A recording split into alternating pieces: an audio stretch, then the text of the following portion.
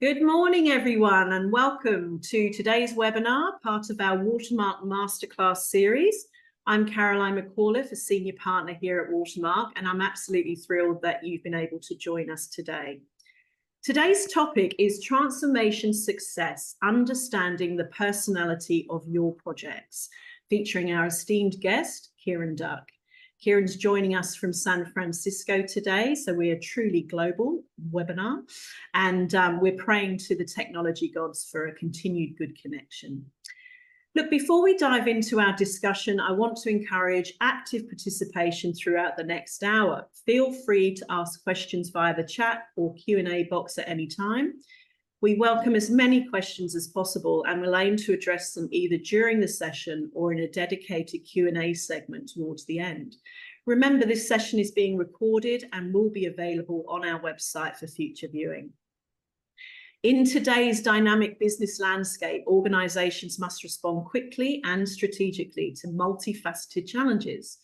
This became very clear to us when Watermark's 24 annual Interim Executive Survey report found that of the 5 key reasons companies engaged seasoned interims over the past year, a significant 34% of our survey respondents reported that they were engaged in assignments related to business transformation and change leadership.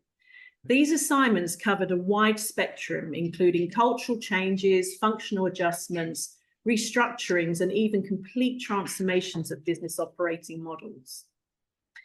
When Kieran and I recently discussed the theme of his new upcoming book, Project Personality, I felt it a very timely topic. The statistic that 70% of major transformation projects fail is widely cited and supported by multiple studies. Kieran has a knack of making the complex simple for us lay folk, and I think he will resonate with his original ideas and the concepts that you're about to hear. He will also be providing some very practical tips and takeaways that everyone can start to implement today. So how do you decide which approach to take when faced with a new transformation project? When stepping into a business transformation, especially as an interim exec, it's crucial to quickly grasp the situation and build momentum. Often we default to what worked before, but that can be a mistake. So complex programs require tailored approaches, and sometimes Agile works best, but other times a more detailed step-by-step plan is needed. And the key is choosing the right method for the task at hand. So Kieran's going to introduce key ideas from that upcoming book, Project Personality, explaining how understanding the nature of your challenge is essential. When you align your capability and way of operating to the specific situation, you reduce friction and significantly boost your chances of success. So now, without further ado, Kieran Duck is the author of the Complex Project Toolkit, Using Design Thinking to Deliver Your Hardest Projects. That was his first book. He has more than 25 years experience in running complex projects and transforming organizations. He has redesigned and rescued multi-billion-dollar projects and led business transformations. He has also presented globally on using design thinking to drive step changes in business performance. So now over to you, Kieran, to kick off this amazing discussion. Thanks, Carolyn. Thanks so much. Great to be here. Glad I could dial in for this. And I think this is a really important topic from the perspective, particularly from the perspective of interim executives, when you need to rapidly work out what you need to focus on, but also what to ignore. And particularly in transformations, we have to very quickly align, as you mentioned, the way of operating with the complexity or the situation that we face. And so today is about taking you through the model that I've developed, looked at a range of different models for complexity, and distilled these 4 dimensions out of that. And happy for people to ask questions in the chat. If it makes sense to divert and have that discussion, that's fine with me. And yeah, so the plan is to go through the model and finish with 4 actions you can take on for tomorrow. So my view on projects is that they're generative, and when done well, sort of represent the best we can do. But unfortunately, often we're faced with these dilemmas that make it really difficult to operate in transformations. For example, one of the dilemmas we run into is, what method are we going to use? Are we going to standardize across all the different projects? Are we going to be unique? You can imagine that the program office wants everything to be standard, and every business unit owner who's running a project sees their problem as special, and they shouldn't adhere to the standard way of operating. Is one of the dilemmas. Where do you land on that? And often we end up creating some concessions for that. Maybe we define big and small to allow for the difference between those. But this is a constant tension on, which tool do we use, or what do we focus on? The other dilemma often I've seen come up is just around the whole approach. Do we want a control-based approach? Or do we want to be more agile and connecting and working out, let the thing emerge? So the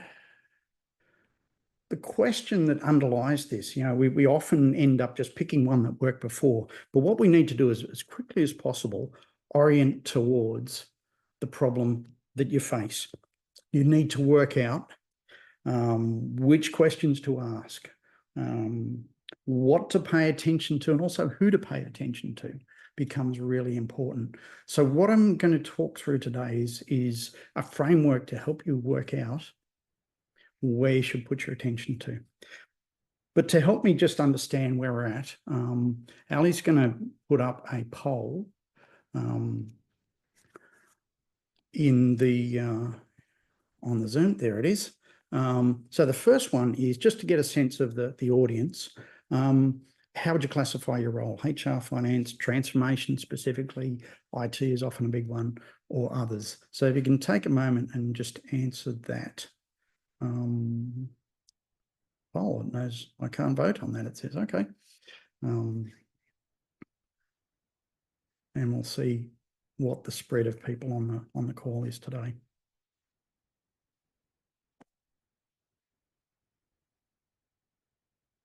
This just helps me get a sense of where I'd sort of move and focus the discussion.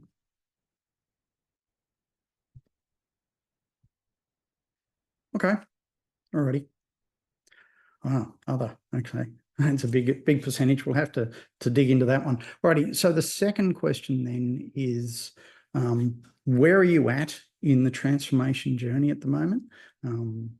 And we've tried to identify a number of sort of phases. So if Ali, you could put that one up. Yep. Either you're not started, you're in that early stage strategy design. It's just you're working it up. Maybe you're in the middle or nearing the end. Or getting ready for the next one because they don't go away.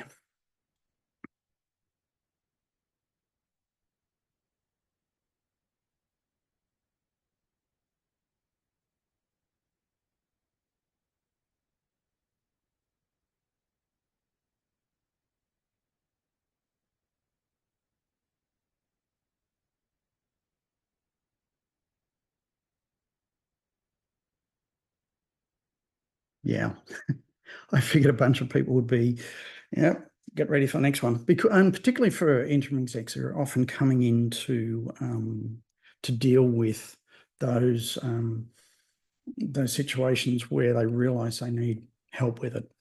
Alrighty, so let me just give you a quick bit of background. In terms of my first book, it was the Complex Project Toolkit. It was dealing, it stood on the premise that complex projects, emergent projects are creative and rather than scientific. And so design thinking works as a good model for that. And so it laid out the mindsets, practices and skills that are really useful in emergent situations. Another book that's really good if you're looking into emergent projects is Creativity Inc. by Ed Catmull. Ed was the CEO of Pixar, and he wrote this story about their journey. And what I found really interesting was the journey of Toy Story. Now, it was their first feature film. It came out 29 years ago.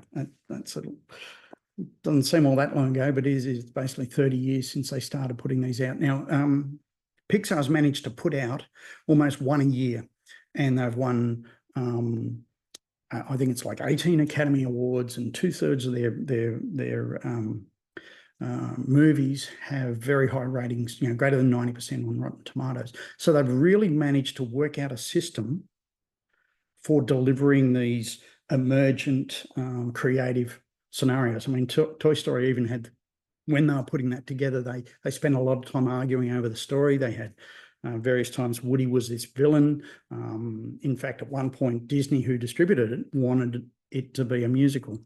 So you could see in very emergent situation, you've got to allow the thing to move around before it lands. But not all projects are emergent like this. There are just the standard projects. Sometimes you just have to get things done. And the classic example of this is the Empire State Building, right? So it's right in the middle of Manhattan. And it started in 1930, was finished in 410 days. Very few people would be able to do that sort of project these days. And what it was about, the architects had done 6 different buildings in the city. The builders had already worked on this type of project. They had to coordinate all these things coming to the city at the right time, because there's very little storage space on site. In fact, they even talk about some of the steel turning up on site, still warm from the mill in Pittsburgh, because they'd refined their processes so dramatically. And so for me, these projects represent sort of two ends of a spectrum. There are some projects where you just need to be extremely organized and controlling and extremely well planned, and others need to emerge. As a friend said to me one day, some of them you've got to be King Kong, and sometimes you've got to be Buzz Lightyear. And this gets to my first dimension of complexity that I looked into, which is about direction. And it's this clarity of where are we going and how are we going to get there. And you can see on the emergent side, it's more complex. There's a lot more questions unanswered. And they're very different ways of operating. And there's really 3 ways I think we mess up when we mix this situation. So the first one was a transformation. In fact, I was running as a Watermark assignment, where I turned up and the team had all these detailed procedures, but it was very early stage in the transformation. In fact, there was even a 4-page benefits contract, and people didn't know what that was. What I did was allow those projects that did benefit from that were fairly late stage, to keep using that capability. But I had to sit down with others and say, actually, we're so early stage in this, we're making this up as we go along. And so we had to have the ability to hold projects that were both defined and emergent. And the problem they were doing was trying to create defined activities and methods when the situation was actually emergent. And I see a lot of people get into trouble with that when they try and overly constrain what they're trying to do. The other mistake people often make is to believe it's defined when it's actually emergent.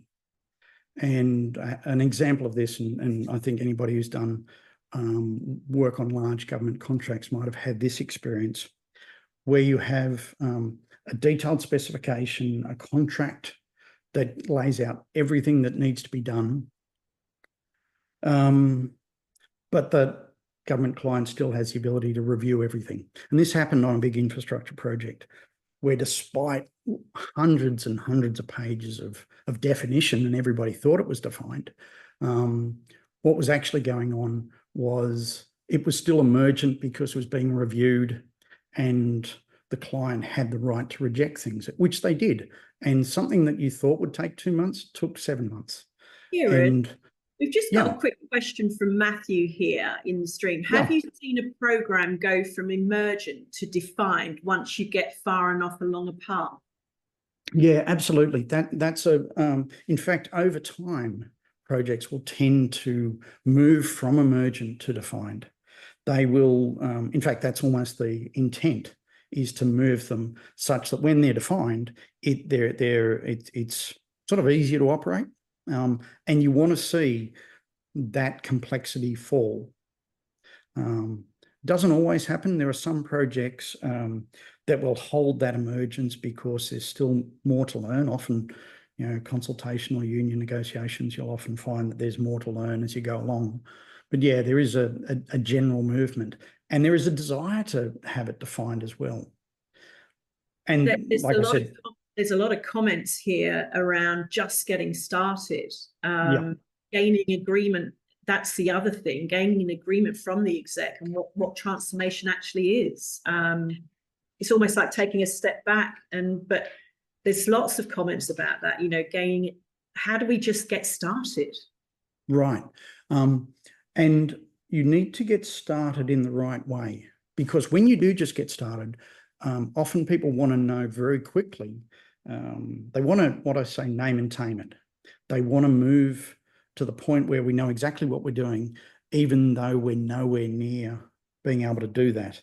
And later, when we look at all these dimensions together, you'll see that one of the behaviors you've got to be careful of is that you try and force it to the left. You try and force it to this definition, lower complexity as soon as possible.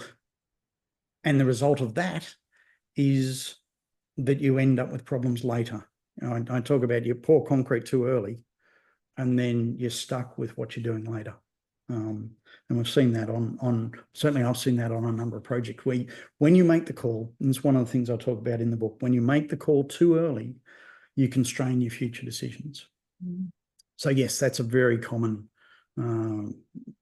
problem, if you like, is that desire to move it quickly. And it will naturally go there, but don't force it too quick. Malcolm's just mentioned public sector is a special case. It can be defined project, but senior execs may not want to commit to a project or the change that may or may not go pear-shaped. Yeah. And that's actually more about the next dimension we'll talk stakeholder engagement, that you'll address. And it's an interesting one. Like I said, on the particular big infrastructure one I worked on, yes, you look at it and there's all this definition. So you think all this contract and documents and detail, and you think, well, this is straightforward, but there's always step-in rights or the ability to review it or the ability to, at some point in the future, change their mind. And if you treat it purely as defined, as this one did, then it will spin around. And the experience of believing it's defined when it's emergent is you'll find yourself saying, like, why do we keep revisiting these decisions? If you find that, one of the things is we've tried to move on, but it keeps bouncing back. That's a classic situation of trying to force it too early. Now, a rare version of that is where it is defined, but you treat it as emergent. And that I've only seen that once, and that's where somebody's agiling everything. You want to have all these agile scrums and situations for a lot of the time is just, no, this one just needs to get done. So it's a little bit unusual, but it still happens. And so this is the first dimension. When you think about this, it really is this question of, you can imagine Empire State Building is a classic version of defined. People had done it before, the architects had done it before, just program and organize it, versus the emergent side at the extreme end is these creative things like, creating a movie. Righty. So just this, if I can dive off to the side a little bit at the moment. That question came from a complexity model by Turner Cochrane from the mid-90s, which spoke about goal clarity and method clarity. So that's the basis of that. Another one a lot of people often use is the Cynefin framework from David Snowden, which talks about simple, complicated, complex, and chaotic, which I think is a really good framework. One of its downsides, though, is you can have complicated, which are technical problems, and complex projects, which are more social. You can have both of those. So while it makes that distinction, I've often seen that they're the same. So I looked at those models and a few others and distilled these 4 dimensions. And it would be useful as we go through this, if people think about your particular situation and where you think you land on these. All righty. So just checking in if there's any other questions. Otherwise, I'll press on, because this is sort of the main dimension. You know, this is one that stands up all the time in terms of, are we clear on the direction? And who gets to decide is the other key piece of that.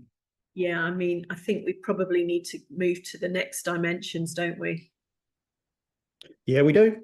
Quick check of the watch, and we'll keep moving. All righty. So this might be a situation somebody might have had before.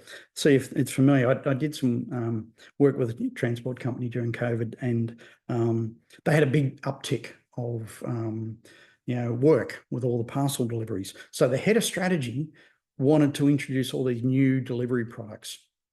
The head of operations wanted to keep things steady because they weren't sure how things were going.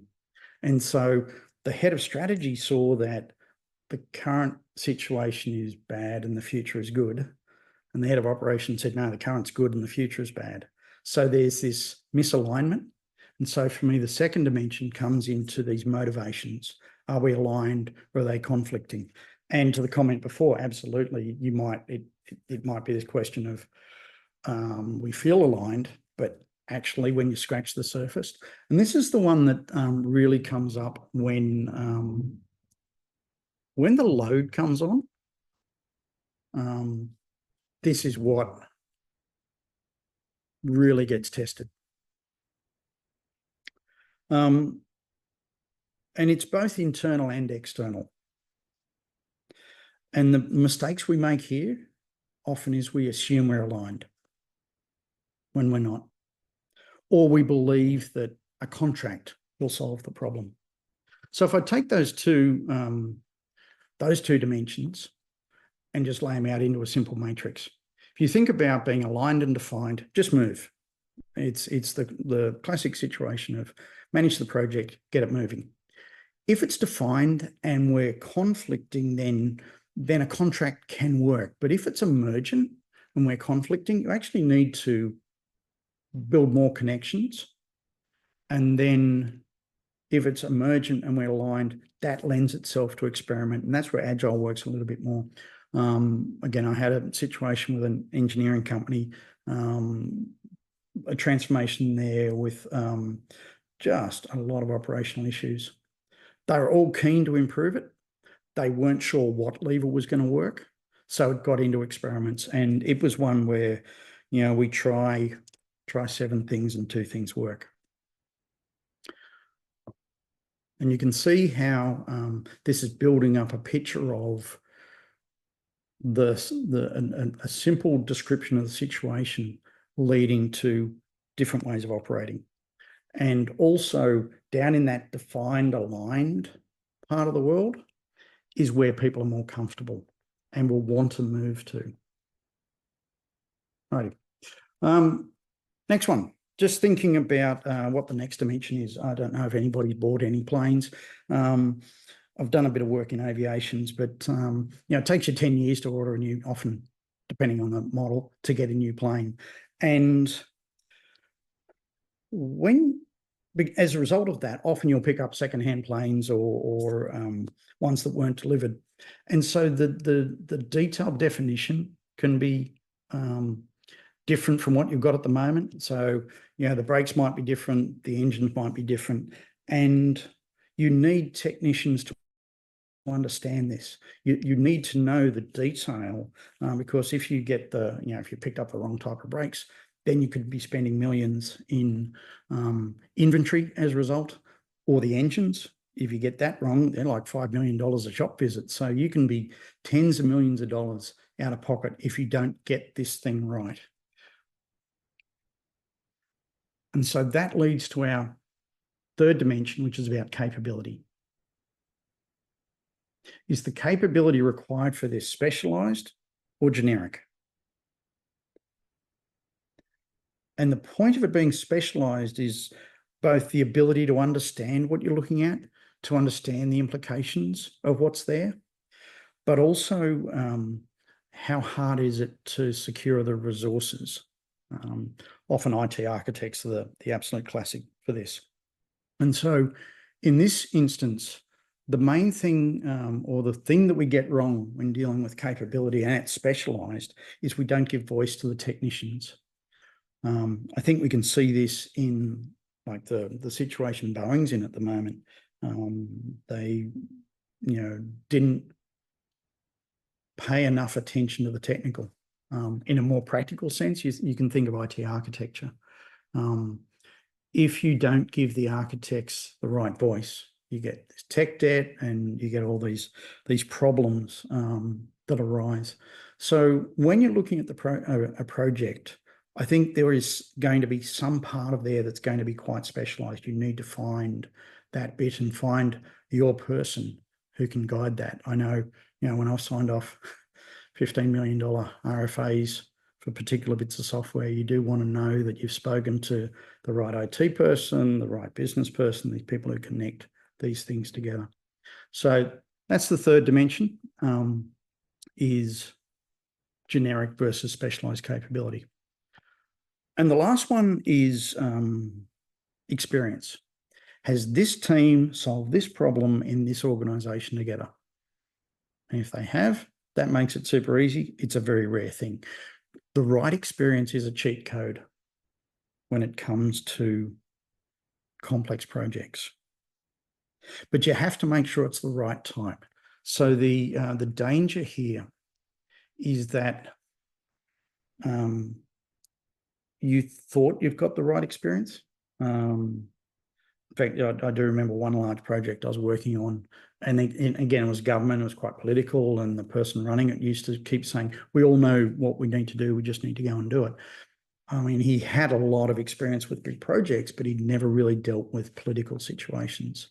So it is this fourth dimension of making sure that if you're new to this, it's going to make it more complex. And so a classic example of this is like an engineering project firm that is really good at building bridges or designing roads, but when they come to do it internally, they really struggle. And actually, we'll talk about that in a moment. Alrighty, so that's the four dimensions. So if I just run through those again, being clear on the direction. Is it really clear, or is it really evolving? Are we aligned? Are we conflicting? What's the capability like? And the experience. Have we done this before? Are we new to this? So you can probably see where this is going in terms, and after doing this and sort of simplifying this model, I looked at this and went, that feels like Myers-Briggs. That feels like being able to describe the personality of a project. And when you understand the profile of what you're dealing with, a lot of it opens up a lot of what's possible. So quick checking, Carolyn, otherwise I'm going to jump across to an example of how to use this. Carry on. Okay. All righty. So if I go back to that engineering example from a moment ago, the engineering firm were used to doing roads and bridges and tunnels that were quite well defined. Generally, because they didn't have to deal with the adoption by others, it was just engineering. Everyone was quite aligned.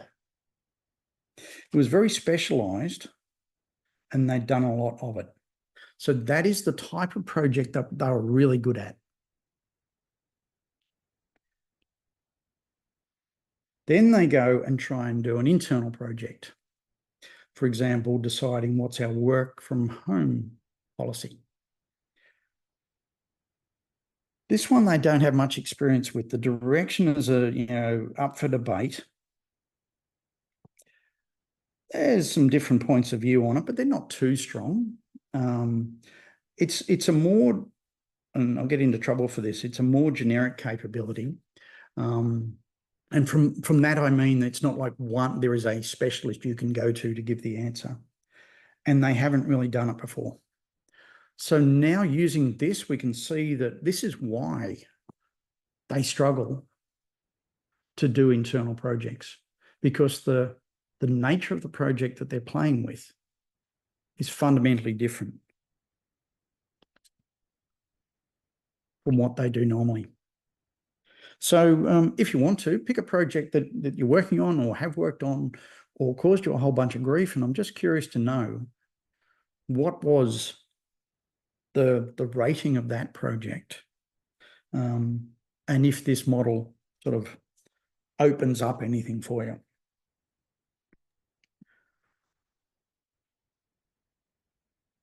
Just scanning the chat box to see if anyone's got any comment on that.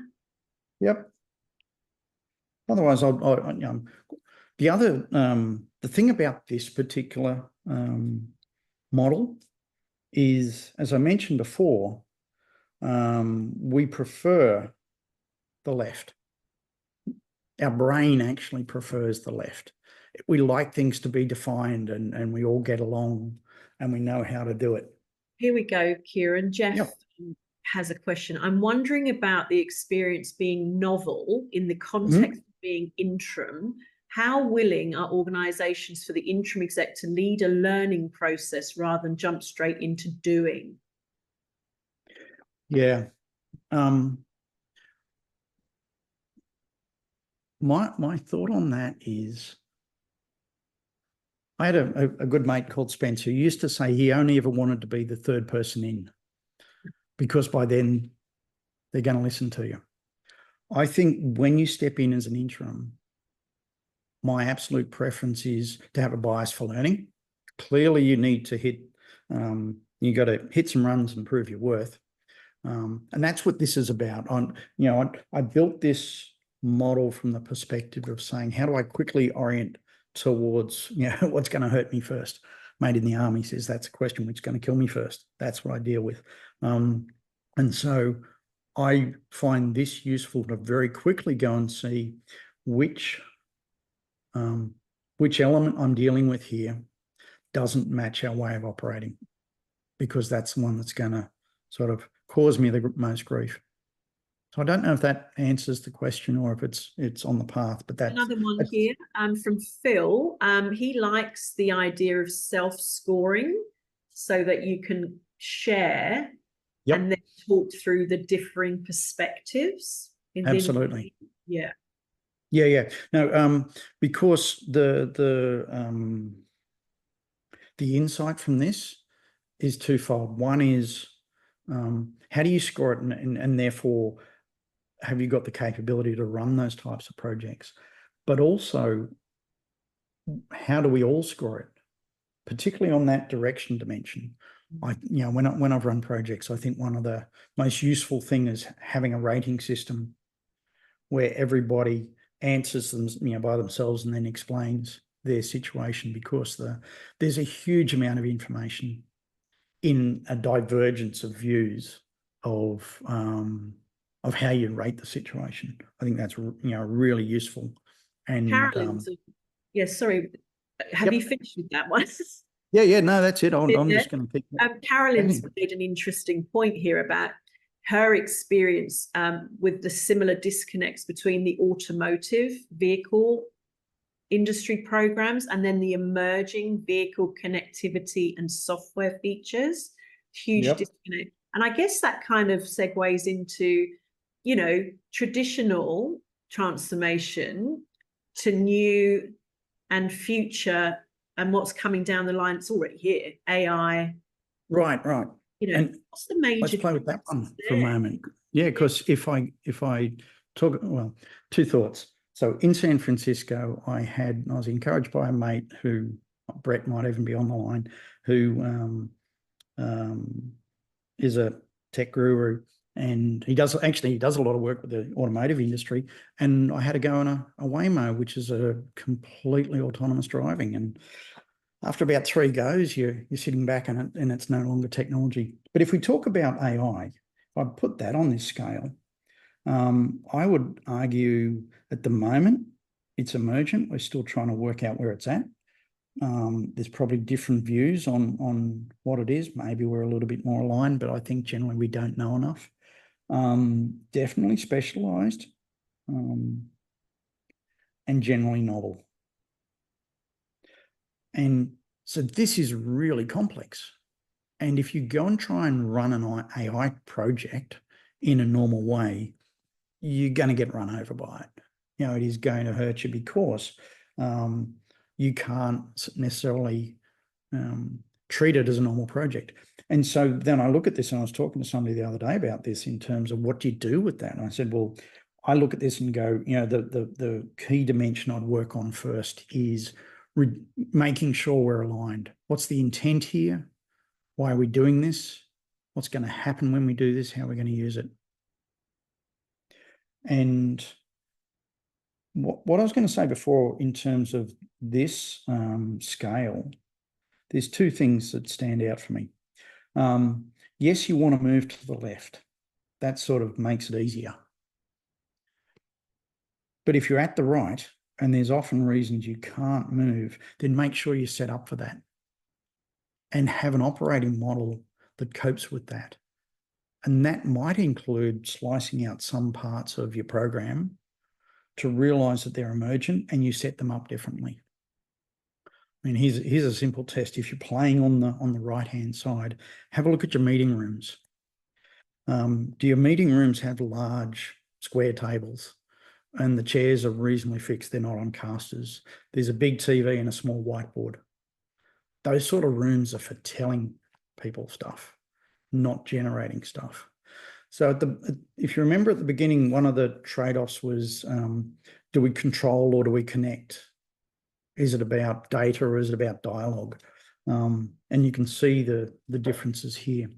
And you can look at this at the macro level of your whole program or at the individual project level to say what's the capabilities we need for doing this. And hopefully you can also see the danger of coming in, as a mate says to me, just come in and say, I know boats, I know how to do this. And you step in with a standard approach, and I can guarantee if you've got a range of projects, that approach will work for some, but not others.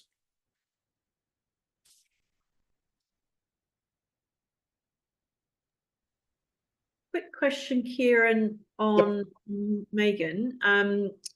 Curious about how we help an organisation become comfortable with what might be needed to work through a project which is emerging and or novel. Yeah. For me, that depends on their curiosity and their willingness to learn. I've always seen, either as a consultant or as an interim exec, the world is one of building credits and using credits. When you first turn up, you read the room and you work out what's the urgent thing, deliver on that, and they give you space to play. And as you can probably imagine, I've played with this enough. I could go off into some pretty theoretical concepts here, but it doesn't help people who are new to this. And so you've got to meet them where they're at, recognize the brilliance in what they're saying, deliver something they value, and open up that possibility. Sometimes it's giving them an experience, a study tour, or even just checking out a different operation. In fact, I was talking to a couple of people today about the idea of taking their exec team to see how the news is put together at Channel 9 to open up possibility of what can happen in very short periods of time. So I think it's very situational, but you need to open up the listening first. Kieran, do you have more to talk about Or shall we just keep going with questions? I'm good to go with questions. Yeah. No, that's the heart of the framework. And Right. So just I'm happy to go with questions, and if we want to get in the full matrix, that's a different problem. So okay, so let's go to George has got this question around why would the working from home example that you gave be seen as a novel experience? And we've got some comments here, but what's your comment on that? Right, that was that situation. They hadn't done a lot of change projects within the organisation. They'd always been delivering, and they really hadn't adjusted the organisation much. So for them, in their situation, there wasn't anybody in that. There wasn't a team in that organisation that had dealt with a problem like that before. They had big turnover in the HR team in and out of COVID, and so even though they had HR experience there, they hadn't had the experience of actually getting stuff done in that sort of technical project environment. So all of these, and so this isn't a generic statement, it's specific to their situation. Good one here from Dean. Great model. He loves your model. However, where to the commercial aspects of dollars available and time required to provide a result temper the desire to delve into the known and spend far too much time on the emergent? Yeah, that is a classic problem, because spending time on the emergent. So without advertising it, it's a fairly long topic, and I go into a little bit in another book around the idea that there is this desire to name and tame quickly, to have certainty, to move towards control. And for me, it's much more about how do you generate confidence that you're on the right path. But yes, at the end of the day, there's dollars, there's time, and you need to make a call. And so while I talk about the need to connect, there's also a point at which you get all these ideas, but you've got to stretch them out and pick one and move quickly to pick one so that you can move forward. Because, I spent 3 years in a design firm, and one of the things I learned is designers are very good at keeping stuff open and not making a decision. And that's not what you can do in projects. You've got to make a call. And that's where judgment comes in. And like I said, it's that time I had signing the $15 million RFA for a project where I would have liked a lot more info, but time's now. Right. That's life in a big city. Now, quick question from Paul. How do you set up the governance and accountabilities to maximize chance of success? And how does this change across your scales and dimensions? Yeah. At a very simple level, you can think of the left being very data-centric and the right being more focused on learning. Like I said, super simplistic, but it's the idea that if it's well defined, you can have a plan and track progress to the plan, and you should manage variance to the plan. If it's emergent, the governance questions now become more ones of what don't we know? What have we learned? What's still yet to find out? What experiments are we running? How do we take these risks and mitigate them or get rid of them? So the governance model actually swings around depending on where you're at. You can imagine that if you see that you're actually conflicting, or that you've got these divergent agendas, your governance is going to spend much more time on stakeholder management, stakeholder assessment. Where are people at? Are we managing? Are we connecting with them enough? Are we moving them towards where we need to be? So hopefully you can see that depending on the problem that you're facing, or where you are on the spectrum, you can run it in different ways. And I think the tendency is that governance tends to go to the left. It tends to be, did you do what you said last week? What's your change? And if the situation's emergent, all you do over the space of a couple of months, you'll go to red because they're saying, are you delivering on the plan? And you know the plan isn't stabilized yet. So for me, the governance absolutely has to match that and morph as the project goes on and sort of moves to the left. Brilliant. Quick question from Jeffrey. Even if you deliver an initial milestone to the executive leadership, you always get naysayers and criticism from middle management in fear of power shifts and role removal. How do you keep the executive focused on the strategy and ignore the noise? I think you've got to be careful of ignoring the noise. For me, any issue in a project is full of information. There's a reason why they're arcing up. There's a reason why they're pushing back. And if you ignore that, it'll only grow and fester or it'll go underground. I mean, I wrote a post a couple of weeks ago about the need for lots of little explosions. You want to be hearing problems. You want to know what's in the way and have that guide your understanding of how well do I understand this situation. And that's about building coalitions, building good information connections. Sometimes it is about thanks for sharing, we're doing this anyway. But the vast majority of people, I think, are passionate about something. If they're passionate, that's good. Apathy is a problem. But if they're passionate, I'm curious to know, what am I missing? Particularly coming in as an interim, I always want to learn from what's there, because have you tried this before? Why is it a problem? What's missing? What have they not heard? All those dimensions. Yeah. Quick question from Malcolm. Appreciate your thoughts on the role of the project sponsor and engagement. Yeah, I think the project. So here's my view on project sponsors, and I've actually got a particular mentoring package around this, because often the project sponsor is an operational leader who knows how to run an operation, has been thrown in to run a project, and they know the op, but they don't know how, the nuances of a project. A good sponsor manages context, gives directions, particularly when things are emergent. What you need is fast decisions so that you can cycle through this thing quickly, and you need somebody who has a good nuance, a good feel for the situation. So the sponsor needs to be an operational person, but often they lack that ability to, or it's just a different world to them. And I think we need to be prepared to coach people and help them understand what their role is. Because in an operation, you're used to making a call and moving on.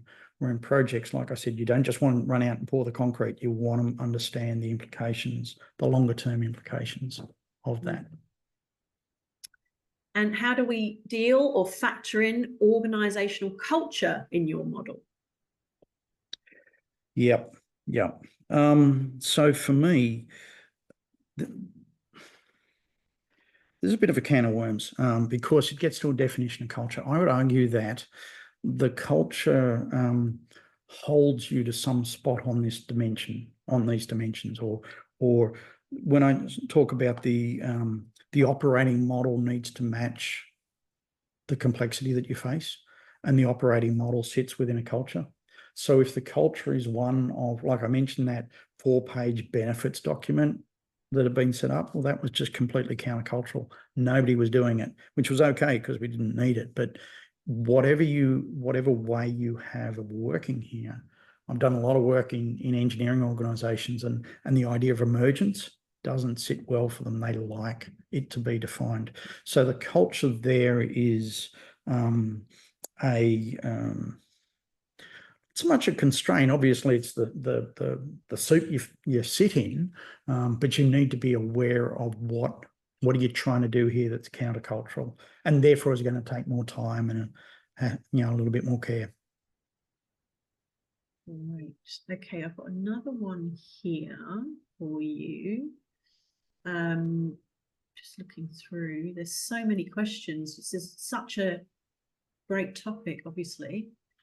I might even take them afterwards if we're going to send. Yeah, we thought if we run afterwards, out, I might. We will. Yep. We've obviously got them all here recorded, so we can get when we do our send out post the webinar, we can include some answers here if we. Yeah, I'll have a go at that.